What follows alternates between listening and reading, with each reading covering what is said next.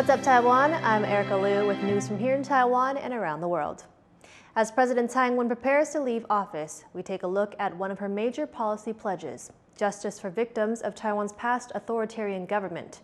Jeremy Olivier reports on some of the progress she's made and what survivors say still needs to be done.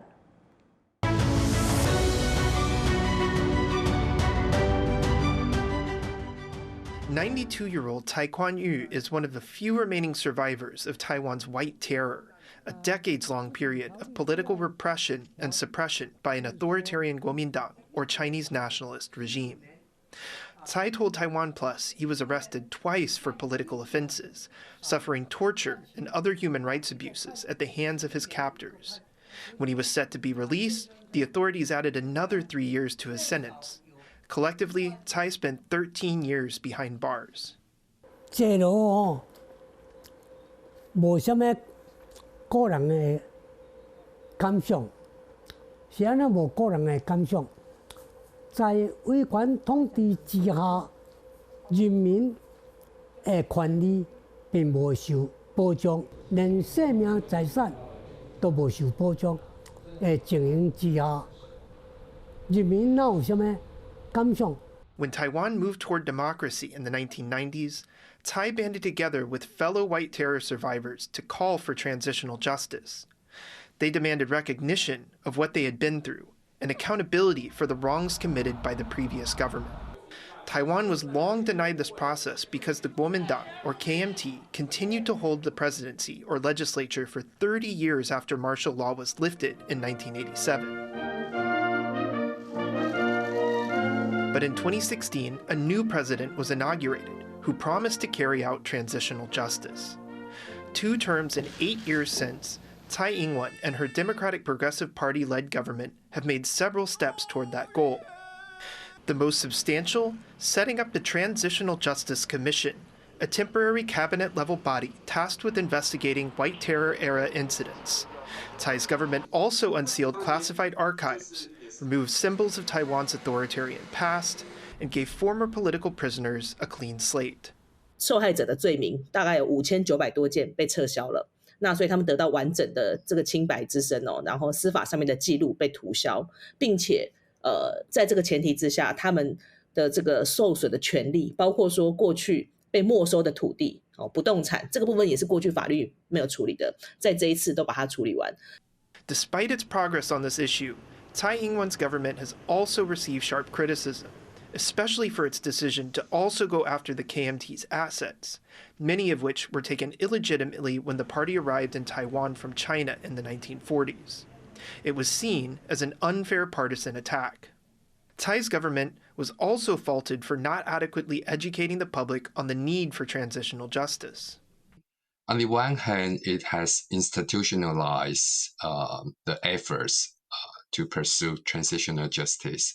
But on the other hand, it failed to make the public has a more deliberative forum to talk about this kind of issues in Taiwanese society.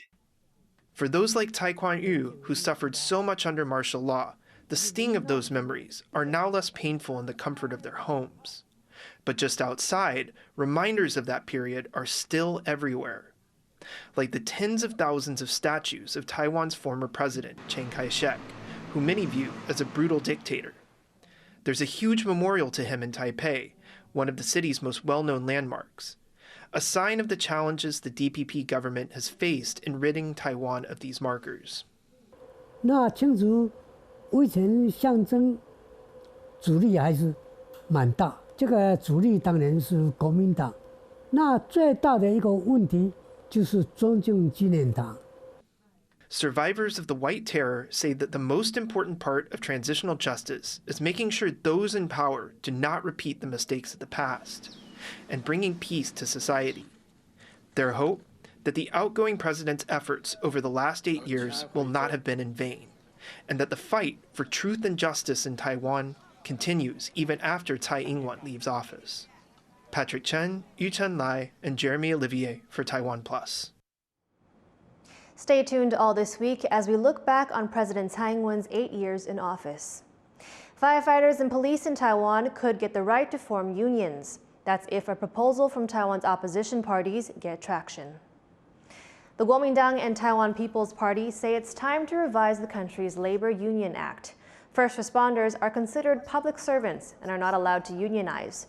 But there's been a fresh push to change that since a factory fire that killed 4 firefighters last year. The ruling DPP has argued for letting first responders form special associations rather than unions. But both firefighters and the opposition have rejected the idea, saying such associations wouldn't offer the same protections as a union. A 2-day festival in Japan celebrating Taiwanese culture has brought together unique cross-cultural collaborations in food and music. Tiffany Wong reports from Kyoto.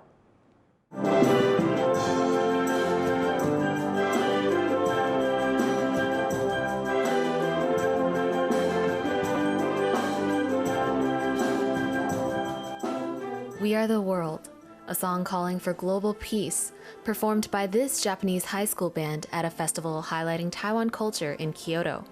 The band is a household favorite in Taiwan, having won the hearts of Taiwanese at the country's National Day Parade in 2022.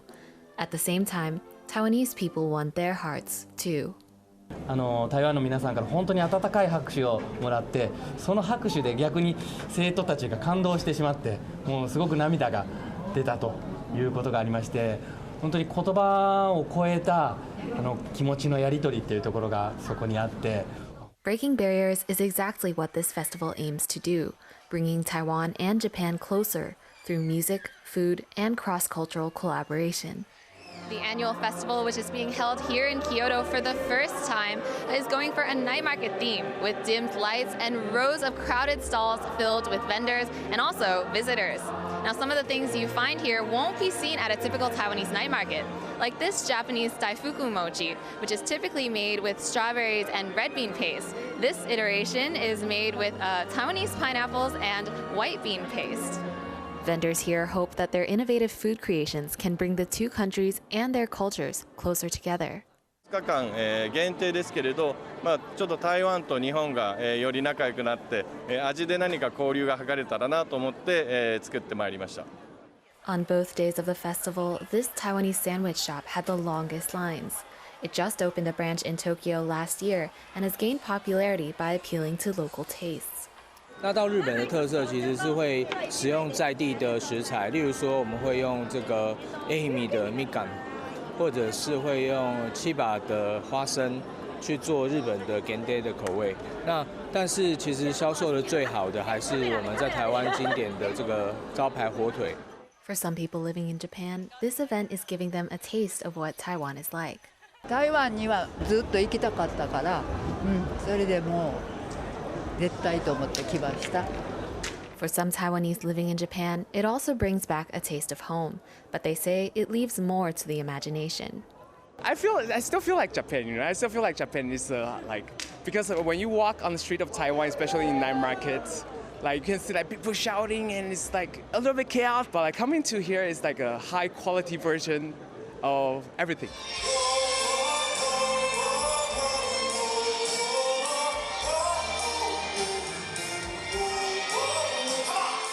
By displaying the best of what makes Taiwan special, the event is symbolic of the close relationship between Taiwan and Japan, while strengthening the people-to-people connections. Kama Xu and Tiffany Wong in Kyoto, Japan for TaiwanPlus. A green sea turtle has been rescued off the southern coast of Taiwan. Divers found the turtle in the Hengchun area with its neck and front left limb tangled in discarded fishing line, hampering its ability to swim. The turtle has been taken to a rescue center for treatment, and its condition appears to be stable. Thank you for watching What's Up Taiwan. Finally, check out these Austrian skydivers flying through London's Tower Bridge wearing windsuits. I'm Erika Liu. Take care and see you next time.